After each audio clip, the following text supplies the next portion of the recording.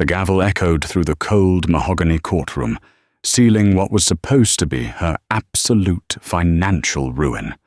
Her ex-husband smirked, his ruthless attorney chuckling at her unassuming, faded coat. They thought they had just left her utterly penniless. They had no idea she was actually a billionaire. The atmosphere inside courtroom 302 of the Los Angeles County Superior Court was thick with a toxic blend of arrogance and quiet tension. Outside, the relentless California sun beat down on the pavement, but inside, the air conditioning was turned down so low it felt like a meat locker. It was a fitting temperature for the chilling dissolution of a 10-year marriage. Sitting at the respondents' table was Claire Belmont. For the past decade, she had been known as Claire Harrington, the quiet, supportive wife of Richard Harrington, one of the city's most aggressive and rapidly rising commercial real estate developers. Today, she had reclaimed her maiden name. She sat perfectly still, her hands folded neatly over a simple leather portfolio. She wore a tailored but remarkably understated beige trench coat over a plain navy dress, her dark hair pulled back into a severe, no-nonsense clasp. To the untrained eye, she looked exhausted, defeated, and entirely out of her depth. Across the aisle, the petitioner's table was a stark contrast of ostentatious wealth and unrestrained confidence. Richard Harrington lounged in his heavy leather chair, exuding the smug satisfaction of a man who had already won the war before the final battle had even begun. He wore a bespoke charcoal Brioni suit that clung perfectly to his broad shoulders, a Rolex Daytona flashing under the fluorescent lights every time he adjusted his cuffs. Beside him, taking up space in the gallery right behind the wooden barricade, was Chloe Dempsey. Chloe was Richard's new fiancée, a former luxury real estate broker who had helped Richard find himself right around the same time he found a $200 million valuation for his company, Harrington Estates. Chloe was dressed head to toe in a violently pink Chanel tweed suit, her perfectly manicured fingers rapidly texting on her phone. Every few minutes, she would lean forward, whisper something into Richard's ear, and the two of them would share a low, mocking laugh while casting sideways glances at Claire. "Look at her," Chloe whispered loudly enough for the sound to carry across the quiet room. "She didn't even bother to dress up for her own slaughter. That coat looks like she bought it at a thrift store in the valley. God, Richard, how did you survive 10 years of that?" Richard chuckled, running a hand through his perfectly styled hair. "Charity work, babe. But the charity ends today." Representing Richard was Arthur Penhaligon, a bulldog of a divorce attorney known locally as the Widowmaker. Arthur charged $2,000 an hour and had a reputation for leaving ex-spouses with nothing but the clothes on their backs and a lifetime of therapy bills. He was currently organizing his files with sharp, aggressive snaps of his wrists, thoroughly enjoying the complete lack of resistance he was facing. On Claire's side of the aisle sat her attorney, Thomas Wright. Thomas was an older gentleman with silver hair and wire-rimmed glasses who ran a small, quiet practice, mostly dealing with corporate contracts. Richard had laughed out loud when he found out who Claire had hired. A paper pusher, Richard had told his country club friends. She hired a geriatric paper pusher to fight the Widowmaker. She's going to get annihilated. "All rise," the bailiff's voice boomed, shattering the low murmurs in the room. The Honorable Judge Sylvia Rostova swept into the courtroom, her black robes billowing as she took her seat at the high bench. Judge Rostova was a no-nonsense magistrate with sharp eyes and a legendary lack of patience for courtroom theatrics. She adjusted her glasses, opened the thick file in front of her, and sighed. Case number CV-88492, Harrington versus Harrington. Dissolution of marriage, division of assets, and enforcement of the prenuptial agreement, Judge Rostova read, her voice dry. She peered over the rim of her glasses at the two tables. "I have reviewed the filings. Mr. Penhaligon, I understand your client is moving for full enforcement of the 2016 prenuptial agreement, which effectively awards Miss Belmont, well, practically nothing." Arthur Penhaligon stood up, buttoning his suit jacket with a theatrical flourish. "That is correct, Your Honor. When my client, Mr. Harrington, married the respondent 10 years ago, he was already laying the foundation for his real estate empire. The prenuptial agreement was signed willingly by Ms. Belmont. It clearly stipulates that in the event of a divorce, she is entitled to a one-time payout of $50,000 and no claim to Harrington Estates, its subsidiaries, or any wealth generated by Mr. Harrington during the marriage. Ibaho, we are simply asking the court to respect the legally binding contract." Arthur paused, turning slightly to look at Claire with a mockingly sympathetic expression. "Your Honor, my client has been incredibly generous. He carried the financial burden of this marriage for a decade.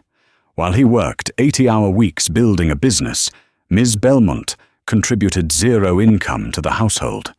She spent her days at home, reading on her laptop, contributing nothing to the enterprise. We believe $50,000 is more than fair severance for her time." Chloe snickered audibly from the gallery. Richard beamed with pride. Judge Rostover frowned, turning her attention to Claire's table. "Mr. Wright, are you intending to contest the validity of the prenuptial agreement? Because if not, this will be a very short morning." Thomas Wright stood up slowly. He adjusted his tie and offered a polite, mild-mannered smile to the judge. "No, Your Honor. We have no intention of contesting the prenuptial agreement. In fact, we fully agree with Mr. Penhaligon. The contract is ironclad. Miss Belmont waives all rights to Mr. Harrington's assets, his personal bank accounts, and Harrington Estates." The courtroom went dead silent. Even Arthur Penhaligon looked thrown off balance. A defense attorney agreeing to a brutal prenup without a fight? It was unheard of. Richard leaned back in his chair, a wide, victorious grin spreading across his face. He mouthed the word "loser" toward Claire. Chloe actually clapped her hands together in a silent, gleeful cheer. It was over. They had won. They had effectively discarded the useless first wife and secured Richard's multi-million-dollar fortune without dropping a single bead of sweat. "Well," Judge Rostover said, raising an eyebrow in surprise, "if both parties are in agreement regarding the prenup, then what exactly are we litigating here today, Mr. Wright? Why did you request this hearing instead of simply signing the final decree?" Thomas Wright picked up a single, thin manila folder from his desk. "Because, Your Honor, while my client waives all rights to Mr. Harrington's personal assets, there is a significant matter of a corporate debt that needs to be addressed before the dissolution is finalized. A debt that Mr. Harrington has actively attempted to conceal from this court." Richard's smug smile faltered. He shot a confused look at his lawyer.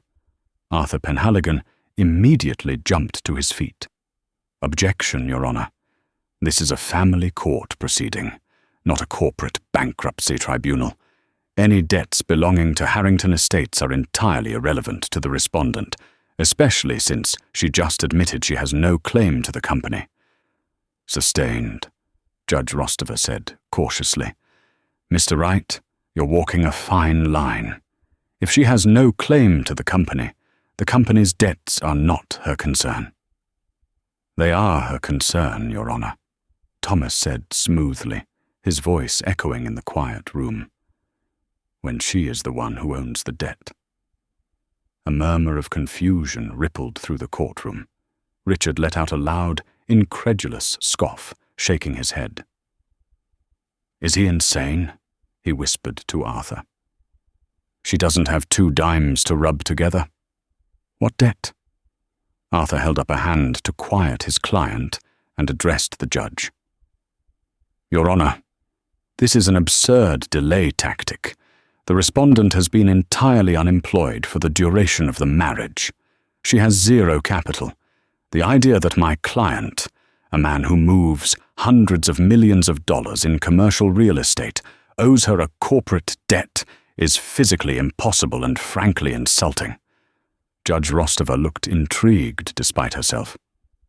Mr. Wright, explain yourself, and make it quick. Gladly, Your Honor, Thomas said. He stepped out from behind the desk, walking toward the center of the room. He didn't look like a doddering old paper pusher anymore. There was a sudden, razor-sharp precision to his movements. 3 years ago, Thomas began, addressing the room. Harrington Estates was facing a catastrophic liquidity crisis. Mr. Harrington had over-leveraged himself on a massive commercial project in downtown Los Angeles, the Grand Horizon Towers. Traditional banks refused to lend him the capital he needed to finish construction. He was 60 days away from defaulting on his existing loans and losing everything. Richard shifted uncomfortably in his seat. The memory of that panic was a dark stain on his otherwise pristine ego. It was true. He had almost lost it all, but he had been saved at the last minute by a miracle private equity firm. To save his empire, Thomas continued, Mr. Harrington secured a high-yield rescue loan from a private offshore venture capital firm known as Obsidian Horizon Capital. The loan was for $45 million. Arthur Penhaligon slammed his hand on the table. Objection. Relevance.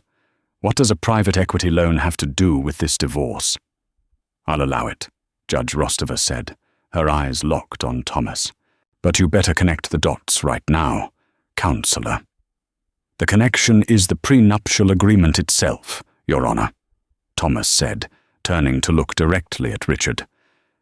The very prenup Mr. Harrington is so desperate to enforce states that whatever assets or businesses either party built independently during the marriage remain entirely their own. Exactly, Richard blurted out, unable to contain himself. Harrington Estates is mine. She gets nothing. Mr. Harrington, speak out of turn again, and I will hold you in contempt, Judge Rostova warned sharply. She looked back at Thomas. Continue. Thomas approached the judge's bench, handing the bailiff the thin manila folder. Your Honor, I am submitting into evidence the corporate ownership registry for Obsidian Horizon Capital, the firm that loaned Mr. Harrington $45 million. Richard rolled his eyes, leaning back again. So what? He whispered to Chloe. It's a faceless hedge fund out of Delaware. They saved my ass. I pay them interest. Who cares? Chloe nodded in agreement, though a faint look of unease was starting to creep into her eyes as she watched Claire. Claire hadn't moved. She was still sitting perfectly upright, her face a mask of total serenity, watching Richard with the polite, detached interest of a scientist observing a rat in a maze. Judge Rostova opened the folder. She adjusted her glasses. She looked at the paper. Then she looked up at Claire. A heavy, profound silence descended over the courtroom. The judge looked back down at the document, flipping to the second page as if to verify she wasn't hallucinating. Mr. Penhaligon, Judge Rostova finally said, her voice eerily quiet. Are you aware of who the sole proprietor and 100% equity owner of Obsidian Horizon Capital is? Arthur looked entirely lost. No, Your Honor. Corporate veils on those offshore VC firms are notoriously thick. We deal with their legal representatives, not the principals. Well, the judge said, holding the paper up. The corporate veil has been lifted. The sole owner and CEO of Obsidian Horizon Capital is Claire Belmont. For 3 agonizing seconds, nobody breathed. Then Richard let out a loud, sharp laugh. That's a lie, he said. He looked around the courtroom, expecting everyone to join in the joke. That's a fabricated document. Claire Claire owns a private equity firm. She doesn't even know how to balance a checkbook. She sits in her sweatpants reading mystery novels. Claire slowly stood up. It was the first time she had moved since the proceedings began. She didn't look angry. She didn't look triumphant. She looked utterly, terrifyingly bored. "I prefer historical non-fiction, Richard," Claire said, her voice smooth, cultured, and devoid of any warmth. "And for the record, I was never reading. I was working." Arthur Penhaligon snatched a copy of the document from Thomas Wright's hand, his eyes scanning the pages frantically. The color drained from his face at a terrifying speed. This is a certified Federal Registry document. But how? She has no income history." "No domestic income history," Thomas corrected cheerfully. "Miss Belmont is a silent partner and primary financier for several international tech startups and real estate ventures. She started investing with a small inheritance right after college, long before she met Mr. Harrington. She simply chose to keep a low profile. While Mr. Harrington was busy putting his name on billboards and buying luxury sports cars, Ms. Belmont was quietly compounding her wealth in international markets." Richard sprang to his feet, his face flushing crimson. "This is a scam. You're telling me my wife is a secret millionaire and she let me pay the mortgage for 10 years. "Not a millionaire, Mr. Harrington," Thomas corrected gently. "A billionaire. Ms. Belmont's net worth, verified by Forbes's private financial auditors last quarter, is roughly $1.4 billion.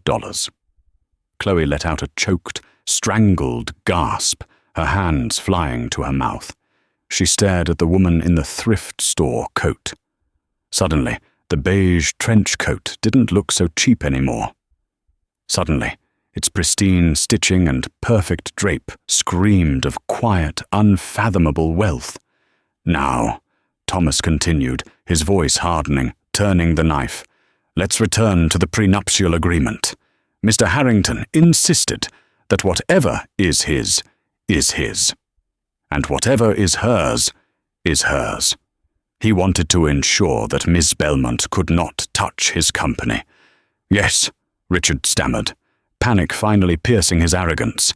"Yes, that's what the contract says." "Indeed," Thomas smiled a wolfish smile. "But the contract also means that Mr. Harrington cannot touch Ms. Belmont's assets, including Obsidian Horizon Capital, which brings us to the $45 million loan." Thomas walked over to his desk and pulled out a much thicker binder. He slammed it down on the table with a resounding thud. "According to the terms of that rescue loan, which Mr. Harrington personally signed and guaranteed, if Harrington Estates misses a single payment or attempts to restructure its assets without the lender's permission, the debt immediately defaults. Upon default, Obsidian Horizon Capital has the right to seize all collateral." Richard's eyes widened in sheer, unadulterated terror. He knew exactly what the collateral was. Mr. Harrington put up his entire 80% ownership stake in Harrington Estates as collateral, Thomas announced to the court. And last month, in preparation for this divorce, Mr. Harrington secretly tried to transfer several of his prime commercial properties into a shell company, Apex Holdings, so he could hide them from the marital asset pool. Arthur Penhaligon froze. He slowly turned his head to look at his client. "Richard," Arthur hissed, "did you move assets while holding a leveraged VC loan without telling me?" Richard was hyperventilating, his eyes darting frantically between his lawyer, the judge, and the woman he had discarded. I was protecting my money from her. "By moving those assets without the lender's permission," Thomas boomed, "Mr. Harrington triggered a breach of contract. The loan is in default. As of 9 a.m. this morning, Obsidian Horizon Capital, meaning my client, Miss Belmont, has legally executed the collateral clause." Claire looked directly into Richard's panicked eyes, her voice echoing in the dead silent room. "I don't want half of your company, Richard," Claire said softly, delivering the killing blow. "I want all of it, and as of this morning, I own it." The silence that followed Claire's declaration was absolute. It was the kind of heavy, suffocating quiet that precedes a catastrophic implosion. In courtroom 302, the air seemed to crystallize, trapping every occupant in a moment of sheer disbelief. Richard Harrington stared at the woman he had lived with for 10 years, a woman he thought he knew intimately enough to mock, diminish, and discard. The color had completely drained from his face, leaving him looking like a wax figure, melting under the harsh, fluorescent lights. "You're lying," Richard finally whispered. His voice was raspy, stripped of all its previous bravado. He gripped the edge of the heavy oak table so hard his knuckles turned white. "You can't own my company. It's Harrington Estates. My name is on the building on Wilshire Boulevard. I built it." "You built the facade, Richard," Claire replied, her voice remaining perfectly even, devoid of malice but laced with absolute authority. "I provided the structural integrity. $45 million worth of it, to be exact, and you just gave me the keys." Arthur Penhaligon, the fearsome widow-maker, was no longer adjusting his cuffs or smirking. He was frantically flipping through the thick binder Thomas Wright had slammed onto the desk, his eyes darting across the heavily redacted commercial loan agreements, the Delaware LLC registry filings, and the default execution notices. "Your Honor," Arthur sputtered, his legendary composure shattering. "This is unprecedented. It borders on fraud. A wife secretly acting as a corporate lender to her husband. This violates the very core of spousal fiduciary duty under California Family Code Section 721. Thomas Wright let out a dry, amused chuckle. He adjusted his wire-rimmed glasses and stepped closer to the judge's bench. "A brilliant citation, Mr. Penhaligon, under normal circumstances," Thomas countered smoothly. "However, you seem to have forgotten the cornerstone of your own argument this morning. The prenuptial agreement. The exact contract Mr. Harrington had drawn up by his previous corporate lawyers at Skadden Arps, which explicitly waived all fiduciary duties regarding independent business ventures. Page 12, subsection 4. Both parties explicitly waive any right to claim breach of fiduciary duty regarding the financial management, capitalization, or debts of their separate corporate entities." Thomas turned to look directly at Richard, who was now sweating profusely. Mr. Harrington wanted total financial segregation. He wanted to make sure that if his risky bets failed, they wouldn't drag down his personal accounts. And more importantly, he wanted to ensure his wife had absolutely zero legal standing to question his business decisions. He built a fortress to keep her out. He just didn't realize he was locking himself in the dungeon with his primary creditor. Judge Rostova leaned forward, her sharp eyes scanning the loan default notice. "Mr. Penhaligon," she said, her tone dangerously low, "did your client attempt to shield assets by transferring deeds out of Harrington Estates without notifying the lien holder? Is this Apex Holdings shell company real?" Arthur turned slowly to Richard. "Richard, tell me right now, did you move the Century City property and the downtown lofts into a holding company last month?" Richard swallowed hard, his eyes darting frantically toward the gallery. Chloe's brother is a broker. He said if I moved the deeds to a Nevada LLC, it would lower the tax burden during the divorce division." "You idiot," Arthur hissed, completely forgetting court decorum. "You don't move collateralized assets. It's a fundamental breach of a secured commercial loan. You triggered a default." In the gallery, Chloe Dempsey had stopped texting. Her phone sat lifeless in her lap. The violent pink of her Chanel suit suddenly seemed glaringly out of place, a neon sign pointing to a sinking ship. She stood up slowly, her eyes wide with mounting horror. "Wait," Chloe interrupted, her voice shrill, echoing in the cavernous room. "Richard, what does this mean? Are you broke? What about the Billionaire house? What about the wedding in Lake Como?" "Sit down, Miss Dempsey, or the bailiff will remove you," Judge Rostova snapped, banging her gavel once. "No, I want to know," Chloe demanded, her facade of the supportive, triumphant fiancé crumbling into raw panic. She pointed a manicured finger at Claire. "Is she taking everything?" "Not taking," Claire corrected politely, finally turning her gaze to the younger woman. "Repossessing. There is a distinct legal difference." Thomas Wright approached his desk and picked up a final sheet of paper. "To clarify for the court and the gallery, the $45 million loan carried a 20% default penalty, with accumulated interest and the accelerated debt clause triggered by Mr. Harrington's fraudulent asset transfer.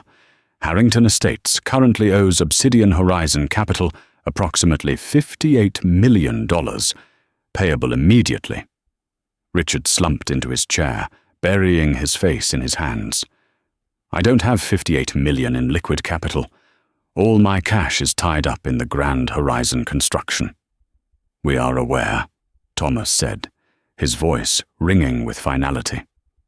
"Which is why, pursuant to the signed collateral agreement, Obsidian Horizon Capital is executing a hostile takeover of the equity.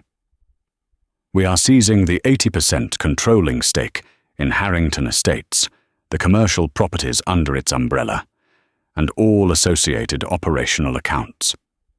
Furthermore, because Mr. Harrington signed a personal guarantee on the loan," Arthur Penhaligon closed his eyes.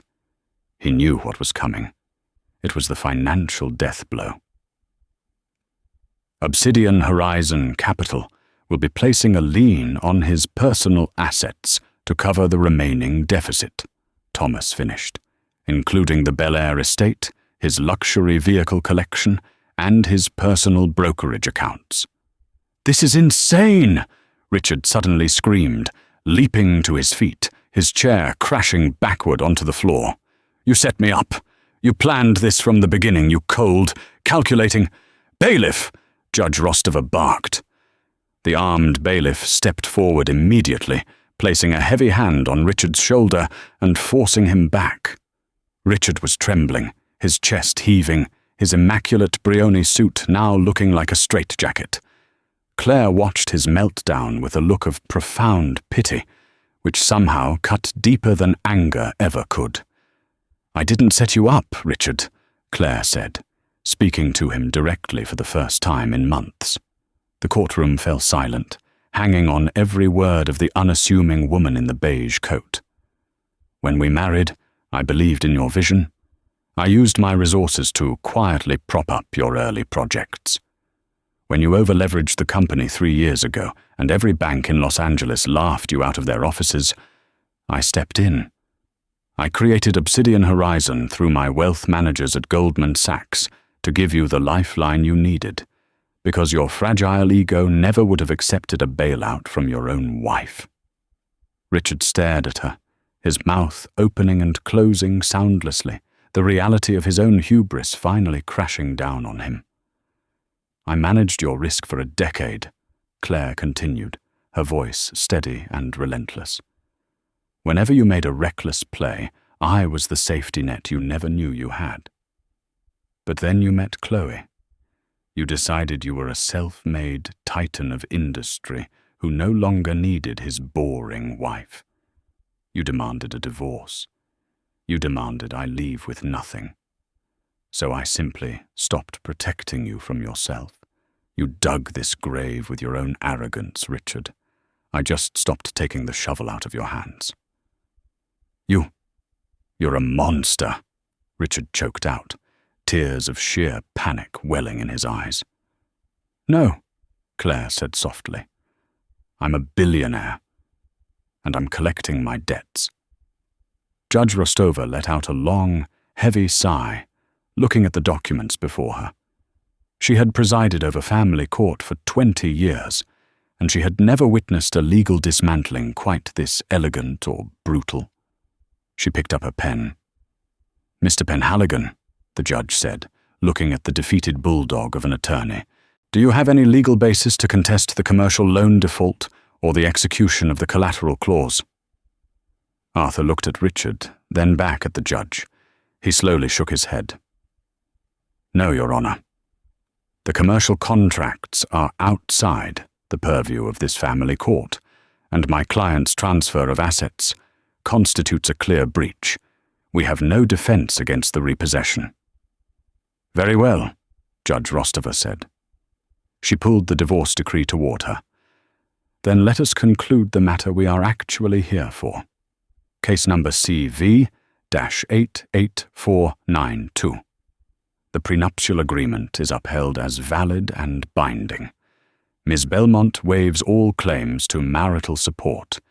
In accordance with the contract, Mr. Harrington is ordered to pay Miss Belmont a one-time sum of $50,000. The irony of the $50,000 hung in the air, a pathetic drop in the bucket compared to the hundreds of millions in assets Claire had just legally stripped from him.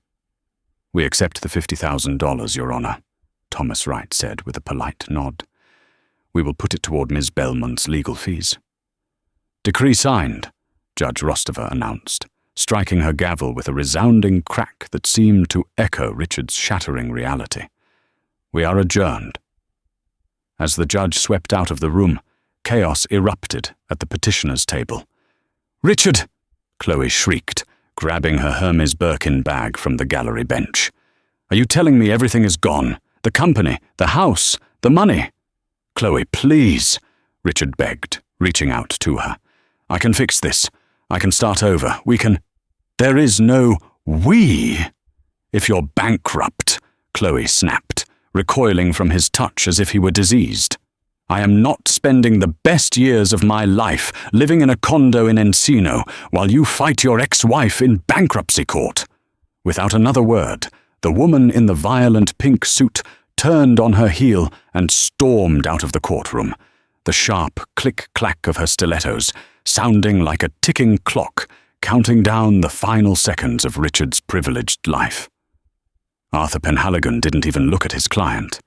He quietly packed his expensive leather briefcase, snapped it shut, and walked out, already calculating how quickly he could drop Richard as a client before the legal bills bounced. Richard sat entirely alone at his table, a king without a kingdom, surrounded by the ruins of his own making. Across the aisle, Claire Belmont stood up. She smoothed the front of her understated trench coat, picked up her simple leather portfolio, and turned to Thomas. "Excellent work today, Thomas," she said warmly. "A pleasure, as always, Claire." The older lawyer smiled. "What's next on the agenda?" "I have a meeting with the board of directors at Harrington Estates at 2:00, Claire said, her voice echoing slightly in the now empty room, save for the broken man at the other table. "I need to fire the CEO." Without looking back at the man who had tried to leave her with nothing, Claire Belmont walked out of the courtroom, stepping confidently into the bright California sun, ready to rebuild an empire in her own name.